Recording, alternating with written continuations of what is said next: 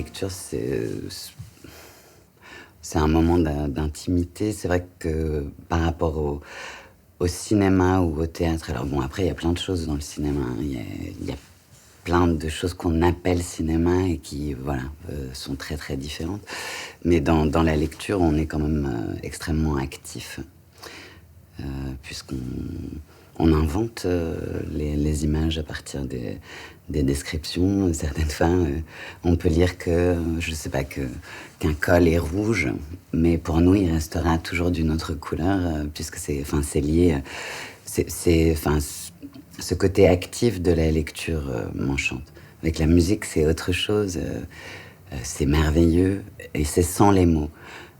Cette créativité dans la lecture, mais avec les mots, m'enchante. Pour moi, les livres, c'est vraiment des fenêtres sur le monde. Je lis parce que ça me nourrit. Je lis pas.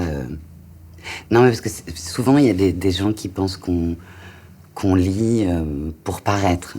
Et je pense que c'est vraiment le contraire. Mais ça nous constitue, les lectures qu'on fait.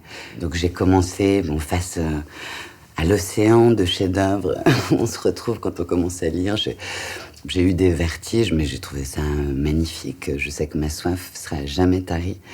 Mais il y a une grosse rupture au moment où j'attendais ma fille. J'ai réalisé que mes héros dans la littérature, le cinéma, la peinture étaient exclusivement des hommes. Et j'ai su que j'attendais une petite fille. Et j'ai eu besoin de me réenchanter sur le féminin. Mais effectivement, bon aussi, j'avais lu Duras, même je crois qu'en terminale, on m'avait laissé proposer en œuvre libre, ça s'appelait 3 courts textes de Duras, mais bon, c'est vrai qu'on n'entendait presque pas parler des femmes, peut-être comme le dit Virginia Woolf, parce que les femmes ne sont pas dans la recherche du mérite, qu'elles ne sont pas dans ce rapport guerrier, peut-être qu'elles créent sans avoir besoin d'avoir les honneurs. J'ai entendu récemment une phrase que j'ai trouvée très jolie par rapport à la Légion d'honneur. Alors elle a été attribuée à Prévert, mais à d'autres aussi. Il a dit, c'est très bien de la refuser, mais encore faudrait-il ne pas l'avoir méritée. Ouais. Donc voilà, je crois qu'il y a ça dans l'écriture de femmes. Bon, il y a des femmes qui ont écrit sous des pseudonymes d'hommes pour pouvoir publier. Mais de tout temps, il y a eu une production artistique féminine. Et quand on commence à découvrir ça, on tombe sur des joyaux, mais vraiment des joyaux. Parce que c'est très puissant, et puis on a l'impression de les découvrir nous-mêmes, puisque c'est tellement resté dans l'ombre. Maintenant, moins, il y a beaucoup plus d'auteurs contemporains, d'auteurs. Marina Tsvetaeva, qui est une poétesse russe, qui a une puissance d'écriture folle, qui a écrit en français. J'ai d'ailleurs ramené ici Le Gain, qui est un long poème. Elle adapte un poème d'Afanassiev, un des contes d'Afanassiev qui faisait le plus peur aux enfants, avec une histoire de vampire terrible qui décime une famille. Et elle l'a écrit en russe. Bon, comme c'était un conte très connu, ça a eu un petit écho en Russie. Et quand elle s'est retrouvée exilée en France après la Révolution, elle l'a écrit en français, mais elle l'a littéralement réécrit. Elle fait des inventions dans la langue française qui sont fabuleuses. Donc ça m'a vraiment transportée. Et comme dans beaucoup de littérature féminine, elle a aussi écrit une œuvre autobiographique qui s'appelle Vivre dans le feu, qui a été publiée de façon posthume. Vivre dans le feu, c'était sa devise. Elle a toujours été... elle dit qu'elle est complètement apolitique, parce qu'au moment où elle fuit la Russie bolchevique, elle se retrouve avec des Russes blancs en exil.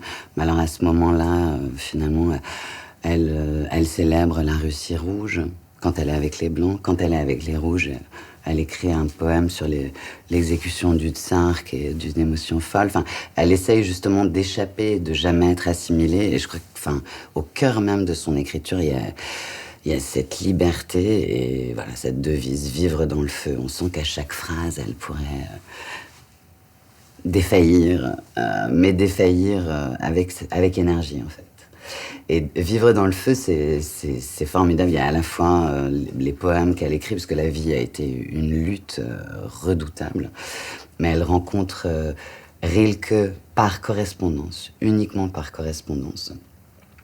Ils vont vivre une histoire d'amour platonique formidable. Elle a toute une correspondance incroyable, mais même pour demander de l'argent à des gens qu'elle connaît à peine, elle écrit des lettres bouleversantes de modernité, en fait. C'est très direct, mais très puissant. Je leur dois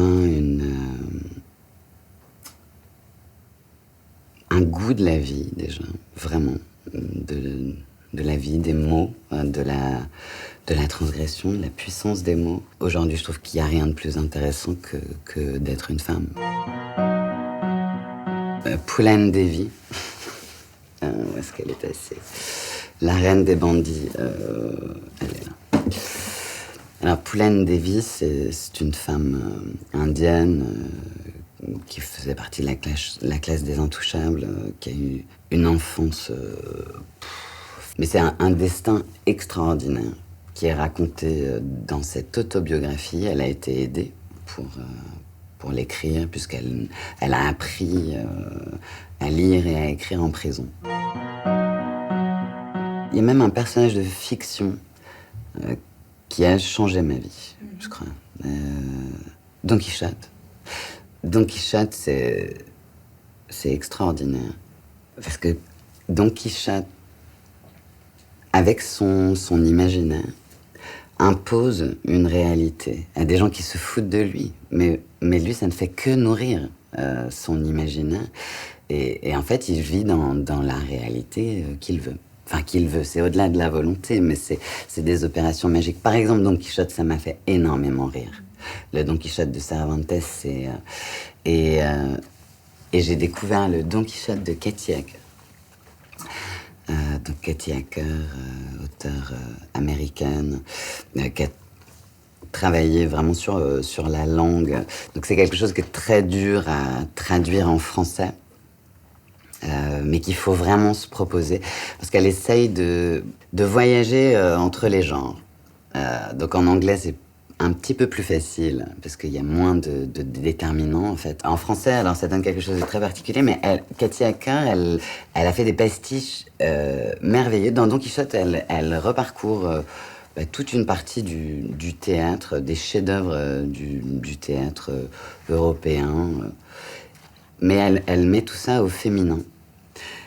Et elle écrit vraiment en langue picaresque. Je trouve que c'est magnifique. J'ai lu récemment, il est là, je crois. Est-ce qu'il est là? Pardon. Leonora Miano, je crois. Ah oui, tant si, c'est ça. Voilà. Le crépuscule du tourment. Alors ça date déjà un peu. Depuis, j'ai lu aussi le dernier essai qu'elle a publié qui s'appelle Afropéa. Ça a été une vraie découverte. C'est un style incroyable. De l'humour et un grand sérieux, parce que c'est ça. Enfin, pour avoir un grand sérieux, il faut avoir de l'humour aussi. Et j'ai découvert même des choses sur la féminité. Je suis très, très, très impressionnée par cet auteur. Vraiment, ça a été une plongée. Une plongée aussi parce que je découvre un monde, un rapport au corps complètement différent. Donc là, c'est une fenêtre... c'est une invitation, vraiment. Je pense qu'on en a vraiment besoin. Mais le dernier essai qu'elle a publié, Afropéa, c'est un essai dans lequel elle se penche sur ce que vivent les afro-descendants, mais ceux qui n'ont jamais vécu en Afrique subsaharienne. Parce qu'elle explique qu'elle a grandi au Cameroun, qu'elle n'était pas une minorité. qu'elle ne s'est pas posé des questions sur sa couleur de la même façon que les afrodescendants qui vivent en Europe ou aux États-Unis. Mais elle est elle-même aujourd'hui mère d'une afrodescendante, puisque sa fille est née à Paris. Donc elle a tout un questionnement par rapport à ça qui est puissant.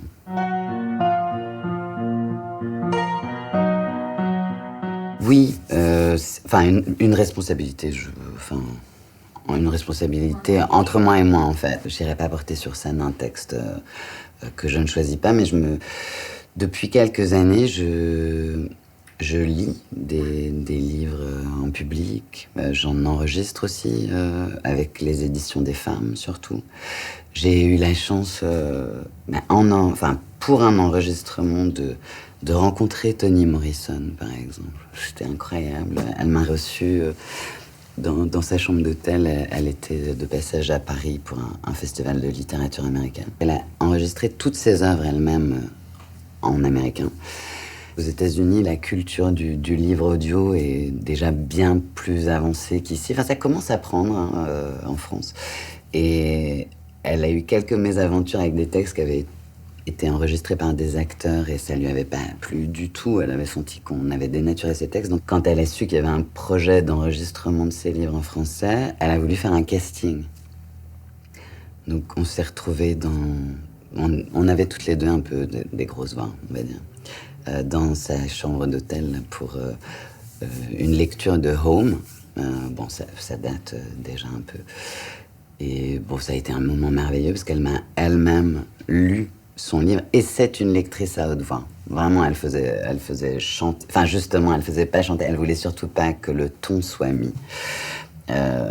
Et donc, elle m'a dit, je vous ai entendu parler. Je n'ai pas besoin que vous lisiez. Je vais vous lire moins. Ça a été un cadeau. Et après, elle m'a désignée comme lectrice officielle. Donc, j'en ai lu un autre. J'ai lu Délivrance. Et puis, je devais lire Beloved. Mais ça, c'est un travail... En fait, on se rend pas compte, mais c'est un travail énorme de lire à haute voix. Mais c'est un exercice que j'aime beaucoup. J'ai beaucoup offert un coup de dé. J'amène abolira le hasard. Le coup de dé de Mallarmé. Parce que c'est un livre-objet aussi.